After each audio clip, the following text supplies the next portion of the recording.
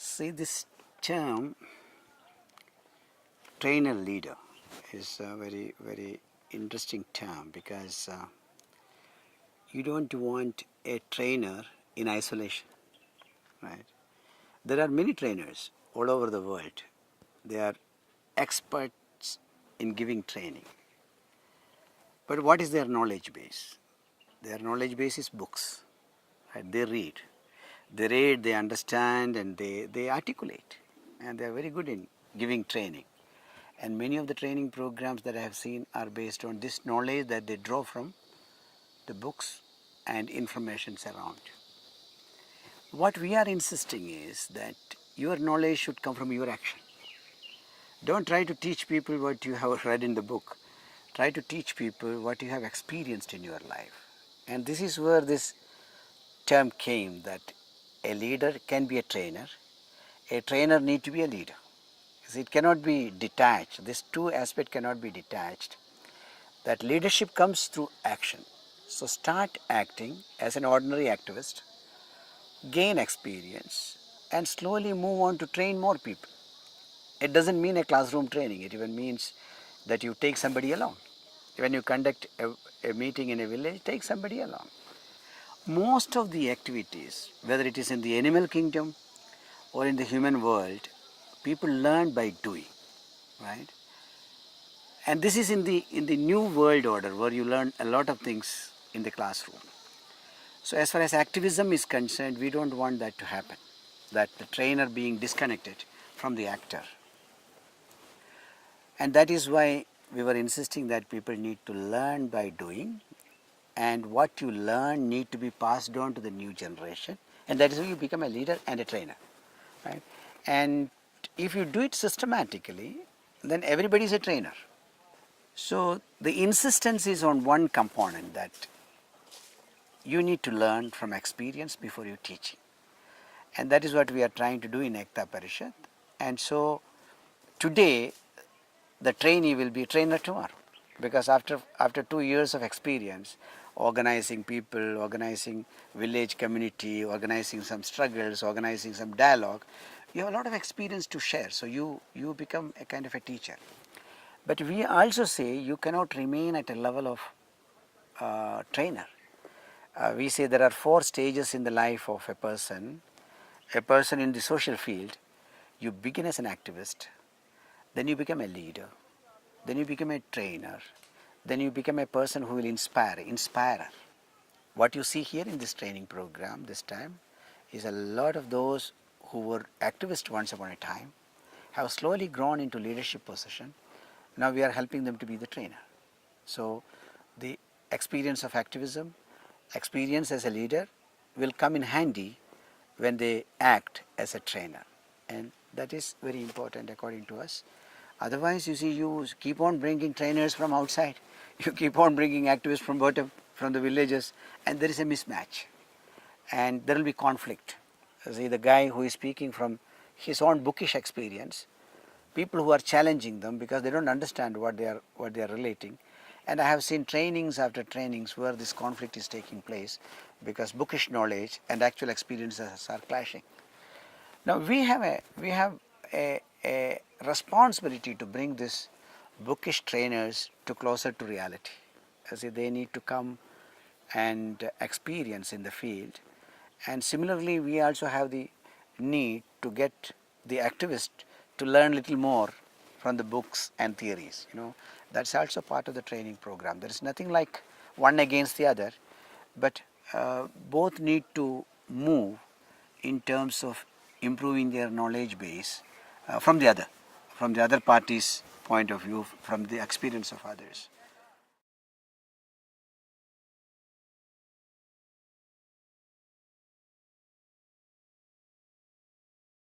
Somehow there is a notion that non-violence is the tool of a defeated or person who is weak.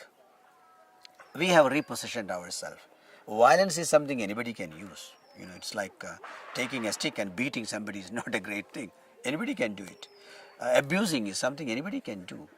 But controlling your emotion, behaving non-violently, and still not compromising on your ideology is something only a brave can do. Only a powerful can do. So non-violence is a much more difficult tool. Non-violence is the tool of the brave. That you need that bravery to stop your outburst, stop your emotional reflections and reactions, and take control of yourself and channelize your emotions and energy for a dialogue process for change and a long-term action rather than getting caught in an immediate violent action demands great amount of understanding. So the day of people will understand, look, non-violence is a greater tool. It's a much more powerful tool. Only powerful people can use it. Then we will define non-violence differently. And that is what we have done. When 25,000, 50,000 people walk on the road, it is basically creating huge conflict between the government and people. But we know that this level of conflict can be taken care of because all these people are conflict managers who are walking in the huge march are conflict managers, and they know how to increase conflict. They also know how to manage conflict. If you don't know how to manage conflict, you are only ending up in conflict and problems.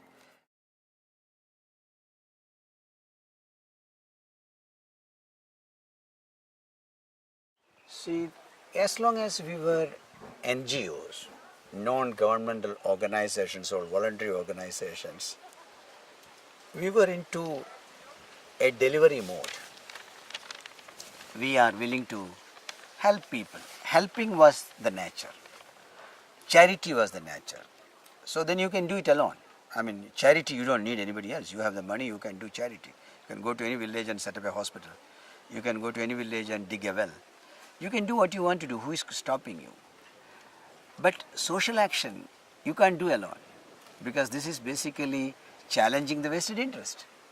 As long as you are doing good work, in the so-called goody-goody work, nobody is going to challenge you, because everybody will benefit from that.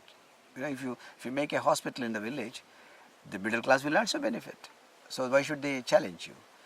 If you run a school in a village, the middle class can send their children to that school. The poor may benefit, may not benefit.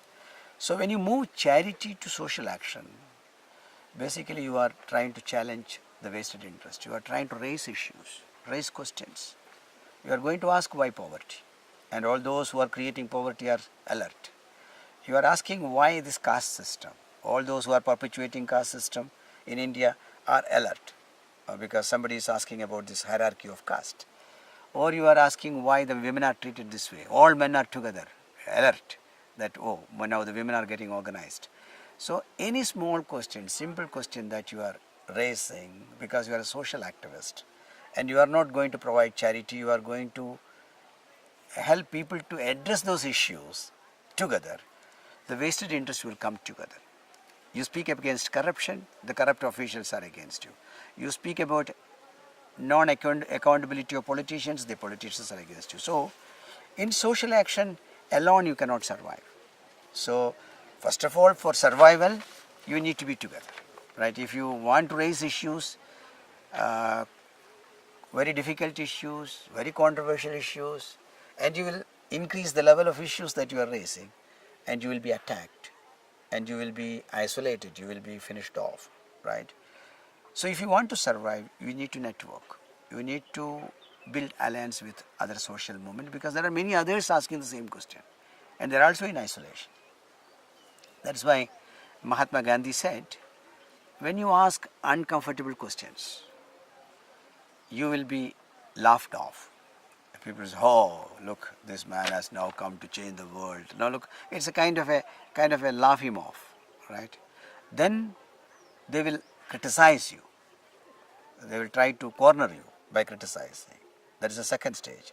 Then they may even physically attack you. And if you cross through, when you are laughed off, still you are courageous. When you are criticized, still you are courageous. When you are physically attacked, still you keep your moral high and continue to work. Then the society will accept you.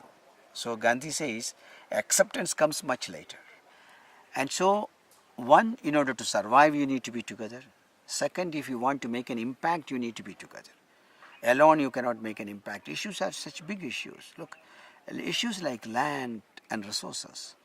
Issues like the women and the oppression of women, issues of discrimination. These are all larger issues where you need larger policy framework. So if you want to raise small issues, you need to be together with local people, where you need to build alliance at the local level. You need to raise medium kind of issues, you need larger alliance building, and if you need larger issues, you need to build alliance across the globe. For example, today the issue of land grabbing, you can't deal with it unless you have a global alliance, because land grabbing has become phenomena across the globe. Poverty is a larger phenomena. And so I think in today's world, where a globalizing world, where global forces are coming together to take all the resources, whether it is land or livelihood resources, unless social action groups and social activists will not come together at the international level, you cannot stop this process. You cannot just say that I want to work with the marginalized communities and remain in isolation. If you want to work with marginalized communities, then their issues are common, and in order to address that issues, you need to come together. Like the corporate houses are coming together, you need to come together to resist the onslaught by the by the larger forces in the life of marginalized communities.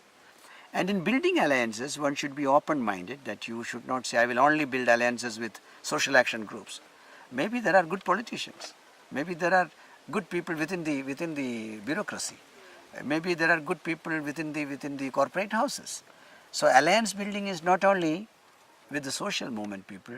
I should not say that only people who think like me I will build alliances. I will also build alliances with people who may think like me 25%. And there is a 75% progress I need to make in terms of influencing them. So alliance building is a process where we need to be open to convert people into our camp who may not think like us today, but there is a window open for a dialogue. So that kind of a capacity and openness is demanded in today's alliance building.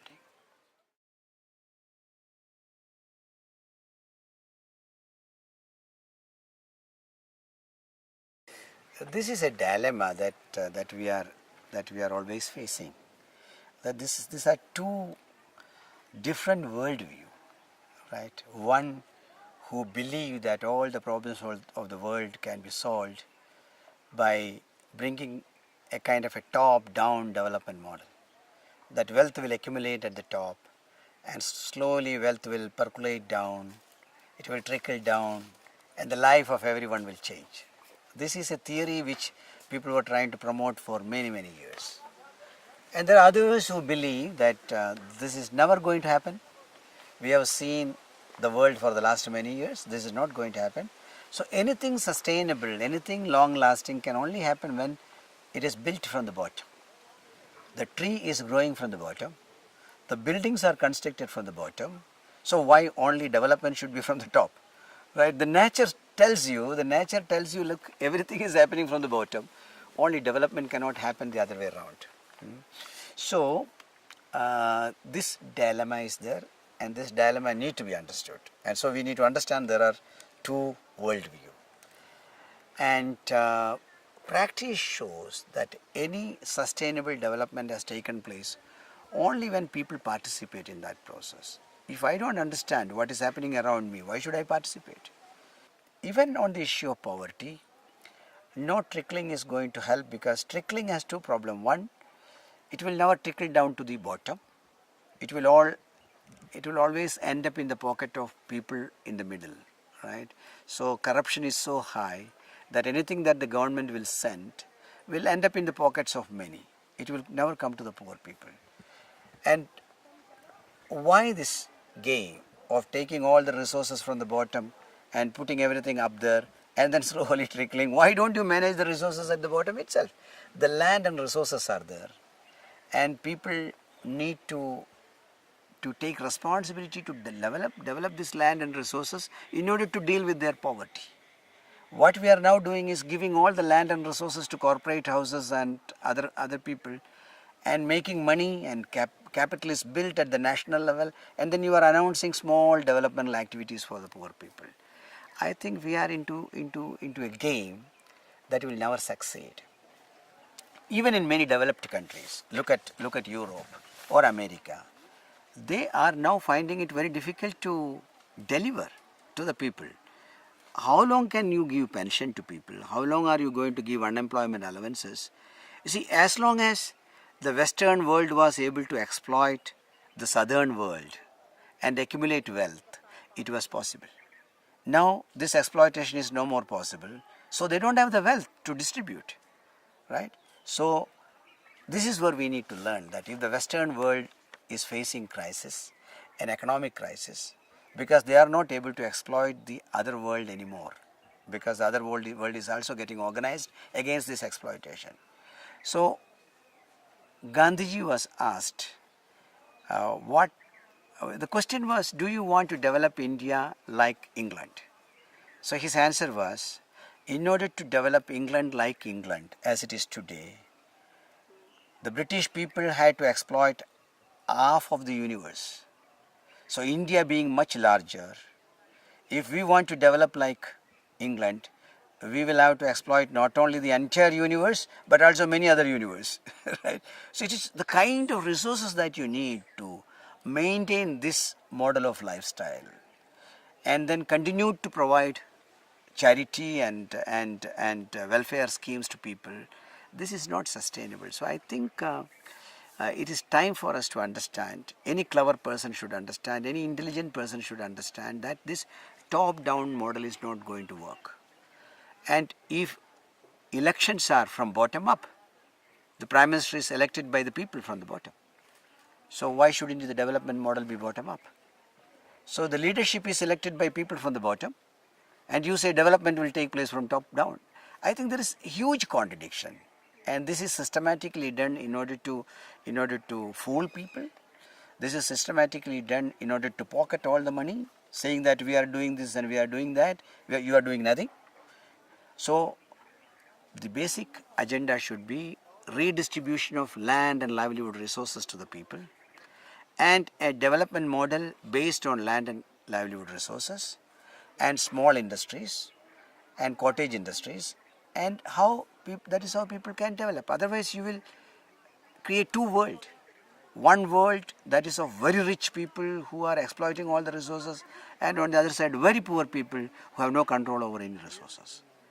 So I think in order to get rid of this two world theory, two world process, we need to understand this conflict between these two world view and promote an agenda of development from the bottom. Again, quoting Gandhi, he said, what can be done by hand should be done by hand. What can be done in a village should be done in a village. What can be done in a small industry should be done in small industry. And he said, what cannot be done by hand, what cannot be done in a village, what cannot be done in a village industry should be done in a big industry. Right? So this big industry has a place. So similarly, these big industries are not the immediate thing. Exploiting the resources and putting it into big industry is not the theory of day one. There are many other things that people can do, and that is how you can also deal with large scale unemployment. Unemployment will continue to be a problem as long as you push everything into big industries. The natural resources are taken by big industries and there will be no employment. Every hand should have an opportunity to work, and that is how a happy society can be built. So I think this contradiction need to be understood, and this conflict in this approach also need to be addressed, and that is where the politicians of the day need to show some courage. Now the politicians of the day, the thinkers of the day are all sold off to one model. They think there is only one model in this world. What I am trying to say is there are many models. Why are you sold off to one model? Why don't you try something else? Because this model has created enough problems, enough conflict, enough war, enough tragedy and disaster.